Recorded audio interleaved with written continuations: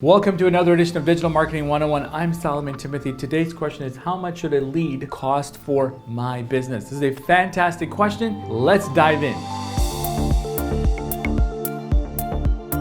If you've been around in the B2B space, you've been around lead generation and customer acquisition, you'll know everybody talks about cost per lead, cost per acquisition, lifetime value, all sorts of jargons that you may need to get familiar with before you can answer this question, because you might be able to get leads at $5 and it might cost you $500 for a lead. Is $5 cheaper or is $500 cheaper, right? It really depends on the quality of the lead. If you can get leads that close at a much faster rate for a bigger amount, would you pay a premium than getting $5 or whatever dollar lead, but they don't even respond to an email, right? They're not even picking up the phone, or they're not interested in doing something right now. So as someone who's been doing marketing for a long time, we always want to know this amount is completely dependent on the quality of the leads that are being produced, right? So let's just say that on Facebook, you're able to generate leads at $5, and then on LinkedIn, they cost $50. But if this closes a much higher rate, or if that gets you customers that pays you $5,000 and you had hundreds of those leads that you can get, I don't care that I can get $5 leads. I would start putting more of my money here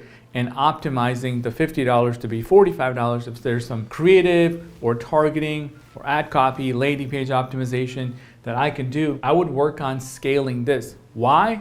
Because it really depends on how much business can you generate from that lead. It's not just mere 5 or 50. You'd be saying, man, I'm spending 10 times more on that lead. Yes, but you're able to close those leads faster. This was just an example. I'm not saying Facebook leads isn't going to close or LinkedIn closes at 10 times rate. It is just a mere math that you can do in your organization. What it comes down to is literally understanding a couple of information about your business: customer acquisition cost and lifetime value. These are two things that you need to master in your organization. When I say master, you want to know, what does it cost to acquire a customer? That's where the media, that's where the marketing investment, the team, the agency, the ads, all that is going into that customer acquisition cost. And then you want to see, well, if I generate a customer, how much are they going to be worth over a period of time? Are they $10,000 over time, or are they $100,000 over time, or are they $1 million? Whatever that number might be, you really want to figure this out in your organization. Once you have that, you can then take that number back to, okay, well, if I generate a $10,000 sale, I can invest $3,000 in getting that sale. I can invest up to a third in getting that business if I can generate $10,000. This is just a number we in marketing and VCs all use, a third. If you can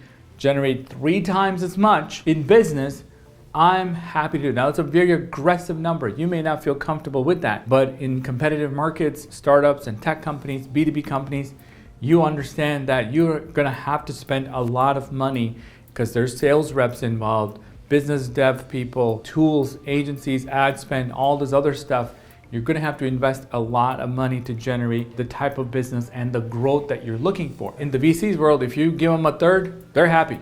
They'll tell you to scale it to the moon. So long story short, in your organization, maybe you're only comfortable paying $50, and there's nothing wrong with that. But if you can find an opportunity to generate leads that may cost you $500 to generate, but if they close at a much larger sale, or those customers tend to stay with you for a long period of time, they probably stay with you for 2 years, I'll be happy to spend $1,000, right? So if I'm generating $10 or $20 or $30,000, which most of the companies that we work with have a very high lifetime value. Some companies, they invest too little into their marketing knowing your lifetime value. Take a look at your average customer and see how much do they buy from you for however long they stay with you on average. Really analyze that number. Is it 10,000? Is it 20,000? We have clients where $500,000 is their minimum engagement. They don't do anything for less than $500,000. That's their minimum engagement. So you take a look at a company like that, their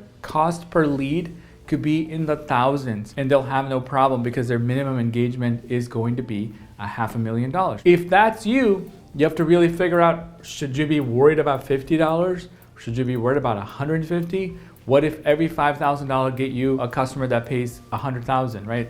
I'm okay with that because that's well within my numbers, and I'm happy with investing to get to that number. So the question is completely dependent on your customer acquisition cost, and there's an equation in figuring that out, and the lifetime value, which your accounting, your finance department can give it to you. They'll tell you gladly, here's the average lifetime value of this service or this product or this type of customer. And as a team that is a growth marketing team, our job is to do one of two things, right? So our job is to help you increase that lifetime value and decrease the customer acquisition cost. This is the mission that we're in, right? So our job is to find more efficient channels, more efficient ways of generating leads, helping with lead nurturing, sales automation, marketing automation. So you have a very efficient funnel. You can almost predict what's going to happen in your sales department. We want to lower that cost of acquiring a lead, cost of acquiring a customer, and find quality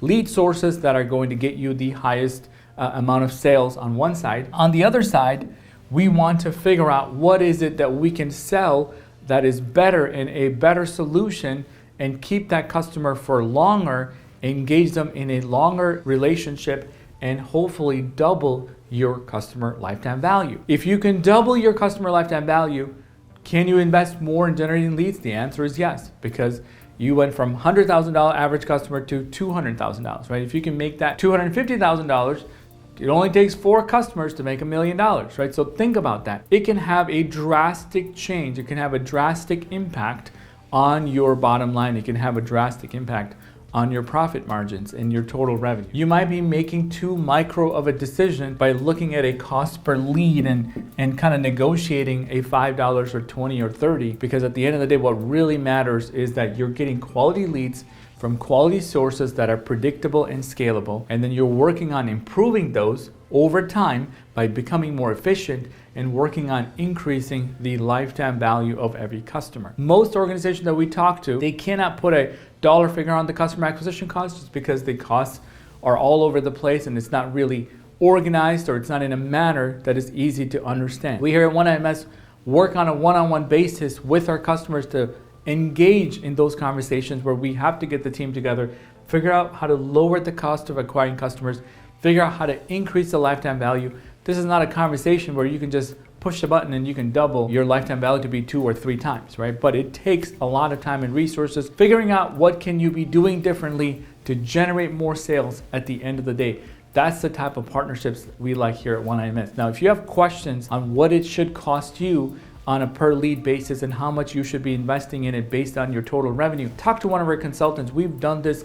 We've been doing this for over a decade. We have hundreds of case studies on how we were able to do exactly this at scale, right? It's both small and enterprise level customers. So if you like this content, click that like button, consider subscribing, leave me a comment on your industry. Tell me more about what is it that you're willing to invest on a cost per lead. We would love to have a follow-up. All right, so thank you so much for watching, and I'll see you next time.